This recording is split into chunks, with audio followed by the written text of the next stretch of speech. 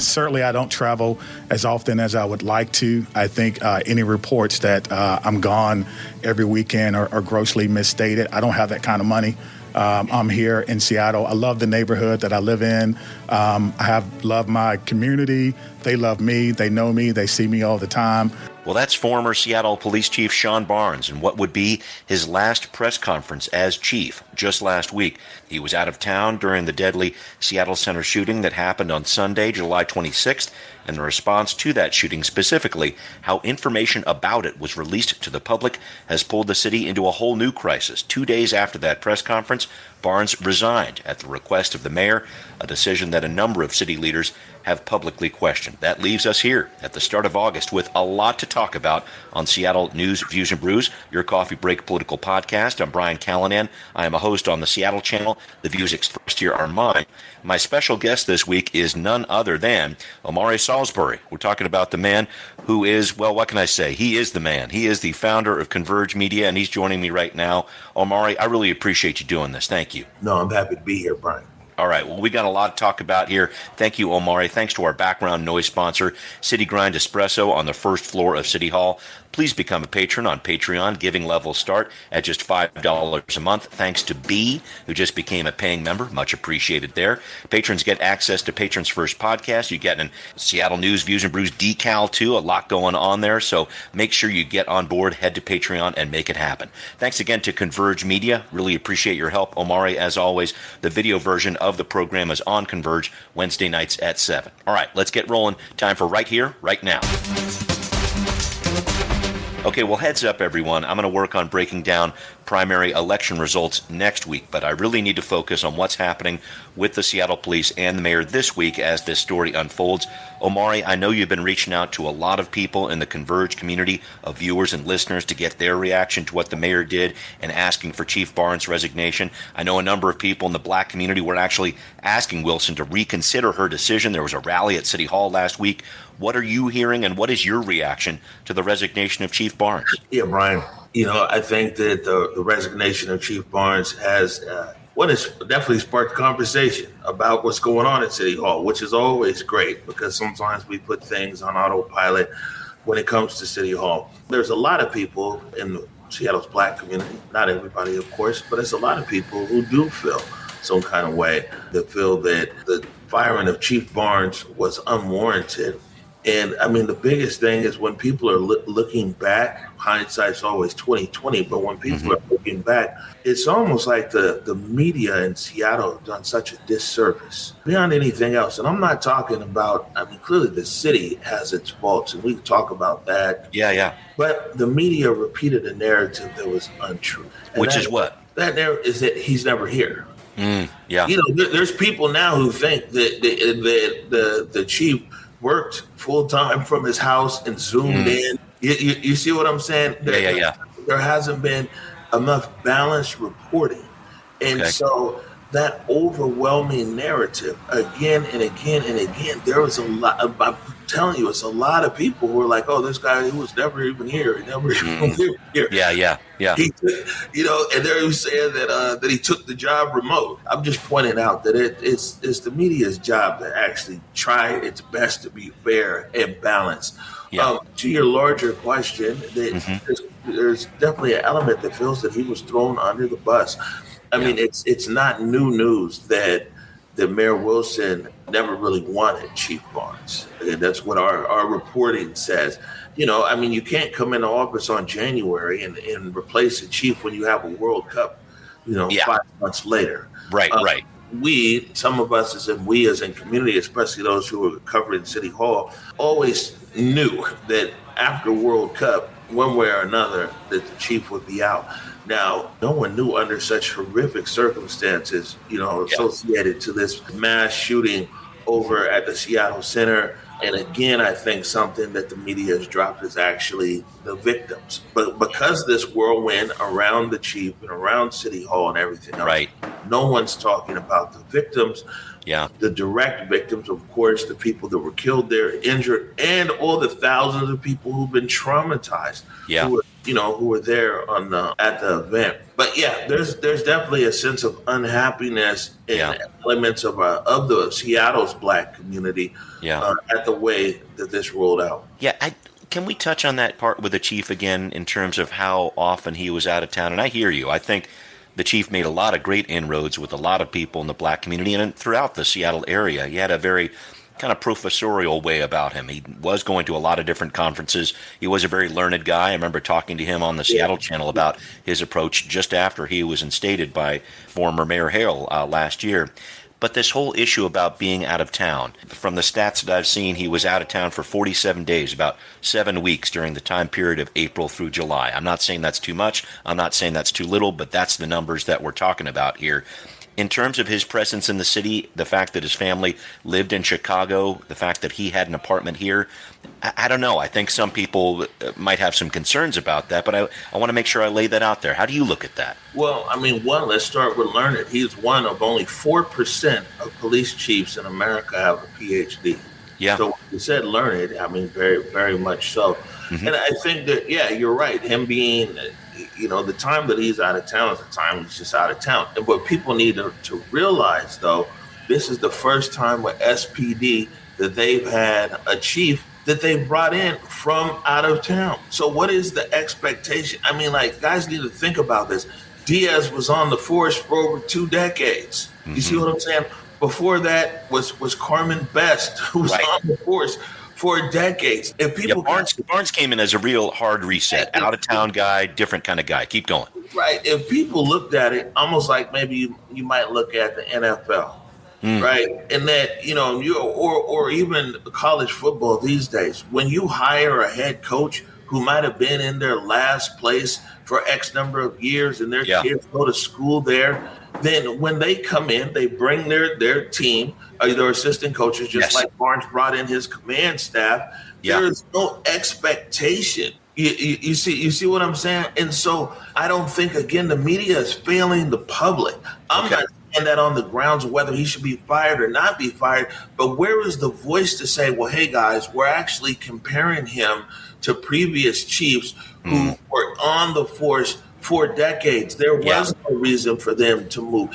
There's nothing wrong with someone doing well enough that they actually have multiple residences. Of course not. And I would say this is that how many people right now would uproot their children for a job, and afford a place in Seattle. Yeah, keep going. Right. And so what people need to realize that is the SPD brings in a new chief from somewhere else. The expectation is most likely they're going to have a similar situation unless they promote the next chief from inside SPD. You're going to be facing that. And it's okay for the media to say something like, hey, we're facing something we haven't faced before. Our previous chiefs have come from within. That this is something that we haven't faced. But to just say that, it don't work. And believe me, I'm no fan. I'm indifferent either way. Okay. And sometimes because I'm Black and it's converged, people just assume, not you, of course, Brian. Yeah. But people just assume that, they must be in defense of the chief, or they must be, man, we're in defense of the facts. Yeah. I've seen, because ultimately, Brian, I've seen chiefs come and go, but our kids still keep dying. So for me, it's like, okay, Barnes is in, Barnes out, man. We're just focused on what's next. Yeah. I know this is the topic of this particular segment, but it doesn't matter who's chief a lot of times, because what we're seeing the outcomes are on the streets. But these are just things people don't keep in mind in this argument. And the biggest voices, the broadcast media, just kept repeating things, but not everything. I got you. And let's talk about everything, because I don't think it was just Barnes not being in town as much that Wilson had concerns with. And I got to go back to the actual incident, the Bite of Seattle shooting, because, we had some very brave officers there running towards the sound of bullets being fired outside the Armory at Seattle Center. 3 people killed, including one of the shooters involved, 4 people injured, including a 2-year-old. Awful to hear about that. But the fact that there was no information released by the SPD about the shooting until 5 hours later, even though there were apparently some other suspects at large, I think that's an issue for the SPD. I'm not going to lay that at the mayor. It is an issue for the SPD. And of all the weekends, some things you have to sacrifice. Even though the Noble Conference was That's the National Association of Black Law Enforcement. Even though it was that weekend in Seattle, some people from Seattle were getting honored. I mean, it's also one of the biggest weekends in Seattle. And so, for me, him being out of town or whatever is one thing, but that weekend was not the weekend to be out of town, considering, even though, it was a good thing where he was at. It was just a big weekend in Seattle. And there's so many failures over there with the communication. Especially we saw during World Cup, man, the SPD Twitter was like, it's like they brought in an expert or something. You know what I'm saying? They're blowing up. Yeah, right. This, that, everything else, a high level of communication. It's a big failure there. But also, Brian, one thing that seems like that's very interesting to me, and our buddy Kevin Schofield has mentioned, is that how come the Emergency Operations Center wasn't activated? I wish I could tell you. Why wasn't the Alert Seattle system activated? The EOC actually has the guidebook. You break the glass and you read the book. It's just like, it's metaphorically, by the way, everybody. It's not really behind glass. But when you activate the EOC, all these other protocols come into play with the EOC. And if there was a shooting, a mass shooting, and there were suspects on the run and the public might still be in danger, that's when you actually you activate the EOC, and you that's what it's there for. Of it. And all the things that we're saying, why didn't this happen, is why the EOC is created. So there is no, what do we do? What do we do? And so, that's another question that's out there, is how come the EOC wasn't activated? And I don't know who activates that in this moment, whether it's the mayor or whether it's the chief of police, who activates that system. But either way, the communication to the public was an absolute failure. Yeah, that was trouble. All right, I do need to move on to another piece of this story with you, Omari, if I could. Up next, talking about the mayor's next move. We're always looking forward on Converge Media here. She's working on finding a new police chief. That part of the story next on Now Hear This. Well, Mayor Wilson made an announcement last Friday appointing Andre Sales as interim chief of the Seattle Police Department. Former Chief Barnes actually recruited Sales to come to Seattle. Sales moved here from Wisconsin shortly after Barnes did. Now, Wilson spoke to what she's looking for in a permanent chief, calling out especially that she wants a chief that doesn't travel quite as much. I will be looking for someone who is consistently present in Seattle, keeping travel to an appropriate minimum, and who also ensures that when they are away, there is sufficient SPD leadership in town to guide our city through any emergency. I will be looking for someone who can navigate the inevitable criticism that comes with this job, and who can course correct with grace when needed. Omari, any thoughts on interim chief Sales to start? He was Chief Barnes' pick as well to provide leadership going forward for the SPD. Right. Well, first, again, explain it to your audience, is that's exactly what you bring in a chief from out of town. It's like hiring a new NFL head coach. Where NFL is National Football League, but it's also not for long. I want to make sure I put that out there too. Right. Where you bring in your assistant coaches that you want. And it's the same thing here with a chief, is where Chief Barnes has brought command staff that he wanted. And one of those commanders was Chief Sales, who was also his friend. And so, SPOG put out a release saying that they support Chief Sales. They called him a cop's cop. So, one is definitely important. The rank and file officers like and respect their leader. I didn't hear that as one of Mayor Wilson's criteria. But you better have someone who has that support. Right.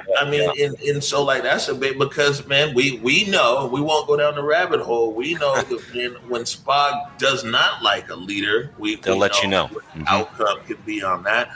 So, for him early on to have an endorsement from and SPOG is the union that represents the rank and file officers, from the street officers all the way up to, I believe, sergeant in the SPOG, and that's their union.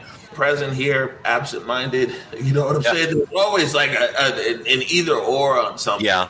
And we'll see. But Mayor Wilson is yet to say what her ideology around policing is. Mm-hmm. And I think that is important. See, right now it's like, we need a chief, this and that.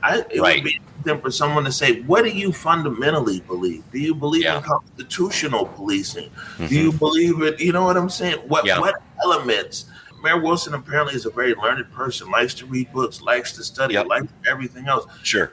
If that's the case, what does actual policing look like? Let's get away for a moment of like, oh, we need staffing numbers of this. Yeah. What is the actual culture of policing look like to Mayor Wilson? What are the outcomes that she wants? And none of those things have actually been broken down into what the mayor's looking for. I would agree with you. I do think that in that press conference where she introduced Interim Chief Sales, she was talking about a few different things. This whole idea of being present in Seattle, maybe that's one piece of it, but she was talking about a chief that could help interact and really work with groups like CARE, the Community Assisted Response and Engagement, the 911 alternative. That's had some trouble getting off the ground. I think that's an important part of what the mayor would like to see going forward, and potentially the council too, in working with that different agency that has had a lot of trouble integrating with the SPD. I definitely heard her talk about that. I guess she is still trying to find her feet. A better question then, though, is as the chief executive of the city of Seattle, what has she done? Yeah, right. You know what I'm saying? To push CARE forward. There's no one in this city that's going to tell you like, oh, we don't want to move CARE forward. We don't want it to succeed. There's no one. But she's the chief executive. She's the boss for this city.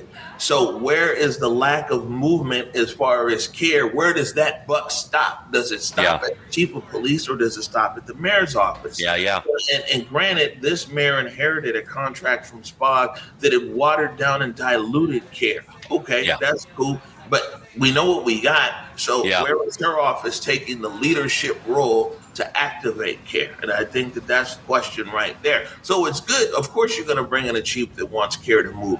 But what is this administration doing right now to get CARE off the ground, despite the handicaps from the SPOG contract? Yeah, and I think just at a larger level, I don't think that Mayor Wilson really saw herself, and I would not say that she was a public safety focused kind of candidate coming in here. She definitely had some thoughts about providing more police presence at 12th and Jackson. She is public safety, but she has her own ideology of public safety, and that's what people need to, and that's where people need to continue to ask the mayor and the administration. Agreed. I guess what I was saying is she came in more on her top focus. I know public safety is always there, but really had a top focus on affordability and things of that nature. That was the only point I was making. And the messaging. Well, I mean, and also you got to be a wise mayor around the issue of public safety. Most people in Seattle going in the World Cup weren't comfortable in any change anyway. So if you came in saying something about public, why would you want to do that? World Cup. Mm-hmm. We got this, and that. That's for showing that gun violence is down. Why you feel me?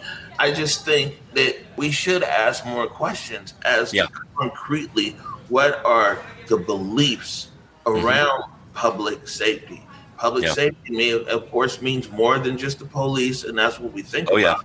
Public safety is also, can people safely cross Rainier without getting hit by a train? So, but keeping it on police, that might be something to explore around Mayor Wilson. Because, yes, you've shown that you've told us the characteristics of a new chief, but you haven't told us the ideology that you're looking for in a new chief. Yeah, and I like the fact that we're asking some questions about that. I know a lot of people are going to be asking Mayor Wilson questions about that in the months upcoming. And I got to say, a lot of city council members are asking these questions. I wanted to dive into this piece because, as I'm seeing it, a majority of city council members, 6 out of 9, this was reckoned in a recent article by Danny Westneat in the Seattle Times, are really questioning her leadership. You got Maritza Rivera, the council member, saying the mayor's lack of experience and incompetence have led to poor decision-making. You've got the council president, Joy Hollingsworth, calling Mayor Wilson's decision, especially with the chief here, irresponsible, reckless. Help me out with this piece. What do you make of the council's pushback on Mayor Wilson right now? Yeah, I mean, the council has shown no confidence, but the reason why is because communication has just never been good between the mayor's office and the council. Yeah. And you see that, and there's been high turnover in the communication shop over there in the mayor's office. Yep. And even at the press conference, the mayor said, like, basically, look, I run this city. I'm the CEO. And I see things other people don't see. Well, I mean, how much of a problem might it have been once you saw that to convene the, council members behind closed doors or one-on-one and say, hey, you know what? this coming down the pipe. This isn't really public right now, but this is what I see. And I mean, we see that, I think, around this chief, but also key pieces of legislation, an announcement that mayor's office has made, and it hits the council off guard. They're like, wow, yeah, where'd that come from? Right. She's not finding sponsors on the council for her legislation, right. Things like that. Mm-hmm. And so the legislation is cool, but it's like, man, everybody has their domain. Just like she clearly drew her turf in that press conference saying, hey, as the mayor, this is my turf. I see things other people don't see. Well, the council has its kind of turf too. I mean, and the whole idea is that the mayor and the council are able to work together, hopefully with whatever changes that the mayor makes in her office around communications and council outreach, that they come together. Because, actually, see, here's the thing. Us here at Converge, we really want government to work. At least sure. It can work. And I know government dysfunction is good for media. It's good for ratings. It's good for everything. But you know what? As a media organization that represents some of the most marginalized here in our community, when government fails, when there's a failure there, it's like I said, the rest of Seattle might sneeze, but we catch a cold. And so I really want them to work. Man, they need to go on a retreat, pass the talking stick. Right. Whatever the council and the mayor's office need to do to be able to communicate better, not agree on everything. Right. But it's not even disagreement that's the impasse. It's total lack of communication between the mayor's office and council and the mayor's office. Yeah, I sense that too, and I don't know how it looks going forward here in terms of that communication piece. I mean, I don't think that the council is going to take a vote of no confidence or something like that. It's just I think too that they want this relationship to work. And I've been talking with Council President Hollingsworth's her office over the past several weeks before the shooting, of course, and she has been trying to be very on top of it and trying to make that relationship work with the council there. But you've seen it over the past several months before the shooting, certainly, these different press releases coming from council members really sniping at the mayor and things of that. And when you focus on that piece of it, I think you're right. You're seeing a dysfunction in leadership, because I think the average person, a lot like you're saying there, Omari, it's not a situation where they necessarily they just assume that these two government bodies, the legislative and the executive, are going to work together. That's the assumption. And when it's dysfunctional, it hurts everybody. And especially because this is supposed to be the air quotes time, this progressive city. Yeah. And you've got this progressive mayor and a progressive council. I mean, we see why there's dysfunction sometimes on a national level and in other places, because it's a clash of ideology, and not necessarily that every council member and the mayor's office all believe in the exact same thing. But man, they're all in the same ballpark. There's nobody who's running opposite of the general idea and consensus in council. All of these guys are basically on the same boat, going in the same direction. And that's why it's like it's wild when they can't seem to get on. I'm not saying they're fighting in the streets, but of course you see 6 of 9 council members release statements. Yeah, not great. All right, well, coming up, we're going to keep going with this conversation. Where does Mayor Wilson go from here? What kind of leadership does Seattle need? More discussion on that front on What's Next. Omari, I really see this resignation of Chief Barnes, the shooting at Seattle Center, the fallout from it there. It's a real crisis moment for Mayor Wilson, which can either build up a political leader or really bring them down. Do you see this as the beginning of the end for Wilson in terms of her political aspirations and what she wants to do with her term as mayor? Do you see this as an inflection point where she can rise from it? How do you look at this moment right now? I know it's too early to tell, but I think this is a really important time in Seattle history too. Well, first of all, let me talk about this moment for our street level, because back in January, lots of us in community were like, hey, guys need to go in front of a podium and say enough is enough. We're not taking this. We wanted the city to talk with its full chest, as we like to say. And that did not happen in the central, when anything in the central district or the south end. But then we saw that up in Aurora, which is great. The guys up in Aurora taking a stand. I see. And Kathy Moore, you know what I'm saying, chiming in.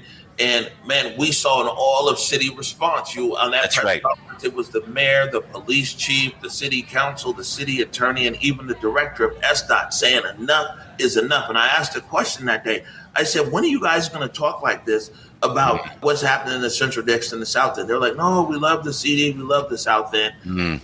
Things continue in the city. And now here at the Seattle Center, you see what I'm saying? Yeah. Now again, it's this all of city, although the rest of the city isn't standing behind her in this moment visually, but it's this whole rest of city approach. So, I mean, you got to put that in context. I mean, it's almost triggering because back, like I said, in early February, late January, I think the murder there was at Rainier Beach was July, January. Right. 31st. That first week, you have to remember, was also when Preddy got killed in Minneapolis. And Mayor Wilson and Executive Zahalai held press conferences. They had a task force. They had all these things around the murder in Minneapolis. I'm not saying they shouldn't have done that, but nobody would come in front of the cameras in Seattle and say enough is enough. You know what I'm saying? For me, the guiding thing on it is whether it's the beginning of the end for the mayor, as you said, or not, or if this is a learning opportunity and she comes and flips the script, as we like to say. My focus is on the plan. And this is what some people aren't asking about, because the plan only moves when the needle, unfortunately, when it's something like this, when white neighborhoods and white people are involved. You see what I'm saying? Look how fast that legislation in Aurora to close streets. Oh, yeah. I've never seen anything move that fast in City Hall. That's good. Yeah. While we're in this moment, my focus is what's the gun violence reduction plan look like? Yeah. And I've actually done a lot of talking. I've spoken to everybody, even the people at John Jay. I want to come on again and be able to focus and give your viewers a breakdown of what this plan looks like and what people who she said she wants in the plan are saying. To address your actual question, man, I don't know. Man, Seattle's weird, man. And I only say it, not as weird as Portland, but right. Anything is possible here. But I would say this is that what's being called in question isn't necessarily, around this shooting, of course, there's decisions, but her leadership, her ability to lead is now in question, which is much different than, an idea or a legislation or we should do this. Any of that. Policy decision, right. It's your leadership. Can you lead people and can you lead a city? And man, this is her opportunity right here. You know what I'm saying? To meet the moment or not meet the moment. The thing is what this incident did is put blood in the water. Yeah. And one thing about Barnes is no matter what, man, he got his bag, he's gone. You see what I'm saying? Yeah. There's blood. $1 million later, he's out. Right. Smell blood in the water around Wilson. And for those in the media that oppose her, man, it's chum, it's water, it's everything. She is going to have to be ready to lead every appearance, every press conference. That's right. What I'm saying. Because they're waiting for her. Because they sense vulnerability and weakness. And it's not just the media. Clearly, 6 of 9 city council members. Yeah, they see that too. Yeah. Boy, I am so interested to see what happens next on that front, and so glad that I was able to visit with you, Omari, on this one. Thank you so much for taking the time to do the podcast. I really appreciate it. Anytime for you, Brian. Yeah, and I would love to talk to you more about gun violence and how it's being reduced or how people are trying to reduce it in the city of Seattle. There needs to be a lot more reporting on that. I will definitely follow up with you on that piece. Thank you to Omari Salisbury. Thank you to Converge Media. Omari is the founder. Always appreciate this podcast being on that show, making this podcast happen. It's a great thing. Thanks to everybody listening to Seattle News, Views, and Brews as well, where you can always find out what's brewing in local politics. Become a patron, please. Check out Seattle News, Views, and Brews on Patreon. Pledge $5 a month or more, and thank you for the help. Great to have you listening to this podcast on Apple, Overcast, Spotify, wherever you are tuning in. Thank you so much. Thanks also for watching on Converge. Once again, we'll see you next time. Seattle News, Views, and Brews is an independent production of Callanan Media Services. Copyright 2026.